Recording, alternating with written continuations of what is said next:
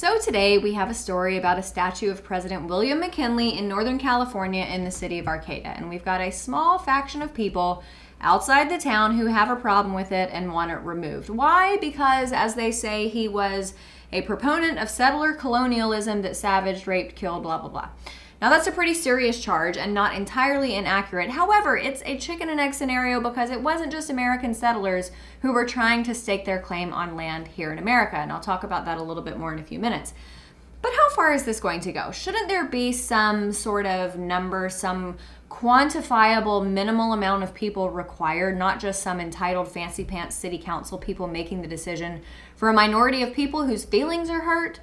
I remember a few years ago I was chatting with a college kid at my old place of work prior to the election. And I don't remember what led to this statement that he made, but he said something to the effect of, America doesn't even belong to the US, it belongs to the natives, you guys stole it, you guys killed all the natives. First of all, you guys? This kid was born here in the States, born in Los Angeles, went to Hollywood High School. Now he goes to UC something, I don't know, there's about 1,000 of them, state franchised education, yay. But he was born here. His parents came here illegally. I don't know what their legal status is. It doesn't really matter.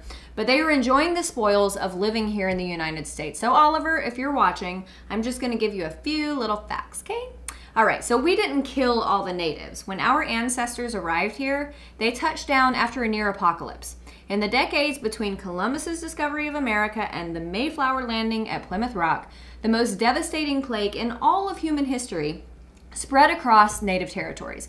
2 years before the Pilgrims started colonizing, the plague wiped out about 95% of the natives in Massachusetts. The plague would eventually swoop all across the West, killing at least 90% of the native population as a whole. Now, for comparison's sake, the Black Plague killed, I think, between 30 and 60% of Europe's population. So, no, it's not because of us that the native population came very close to extinction. And to be honest, if that plague hadn't happened, we probably wouldn't have acquired the land. But it did, and we won, and to the victor goes the spoils. So, but let's get a little bit further into this narrative about the United States of America is stolen land. Blackfish, the leader of the Shawnee tribe and one of the most relevant leaders of all of Native America, massacred hundreds of American settlers on land actually owned by the French and a tiny little piece of it formerly owned by the Spanish. Whoops. So fine, we eventually moved into land that Blackfish and the Shawnees claimed was theirs, but in fact, it was rightfully acquired by the US in the greatest real estate deal of all time, the Louisiana Purchase. Trump would have been very proud. So you can be pissed at America all you want for that, but you can really thank Napoleon because he's the one who sold it to us. But the native aggression reached a boiling point when a Shawnee war party abducted 3 women outside of the frontier settlement called Boonesboro. Yes, that's Boonesboro as in Daniel Boone. One of those women was his daughter, Jemima Boone. Now, this was the first instance that we know of, but certainly not the last, of natives kidnapping settler women and children. It was a very common occurrence. Oh, and by the way, they also captured settler men and sold them to the British. Human trafficking and slavery. What? So then there was the Battle of Fallen Timbers, a battle which frontiersmen won handily but was provoked by the natives. And then there was the Native Americans known as the Red Sticks who attacked Fort Mims in Alabama, killing almost all its defenders and many civilians as well. It's known as the Fort Mims Massacre, and it was the worst slaughter of white settlers by Native Americans in the South. And shifting to another narrative about tearing down monuments, there's the argument that no one should have a statue made of them.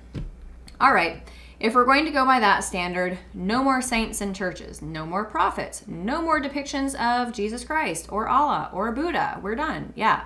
But that's not okay. Sure, everyone is created equal, but they don't remain that way. Some people use the opportunities given to them to make better lemonade with the lemons that were given. Some people stick the lemons in a pipe and smoke away their opportunity. Some people thieve, some people rape, and some people, like William McKinley, fight against the enslavement of blacks and become president of the United States. So forgive me if I'm cool with throwing up a hunk of iron or concrete to commemorate the achievements of great men and women. And sure, McKinley had some small little splotches on his record. Fine. So did Martin Luther King Jr. He's got plagiarism and adultery on his record. So should we bulldoze his statues too? No. And you would be surprised to know that, in fact, there are very few monuments, left or right, and statues that I'm in favor of demolishing. Hitler? Yep. Mussolini? Yep. Stalin? Yep. Robert Mugabe? Yep. But we've got to draw the line somewhere. Here's what people have to realize. Today, you might be successful in tearing down the monument that you don't like, but tomorrow, there's going to be another group of people who are going to want to tear down a monument of something that you care about.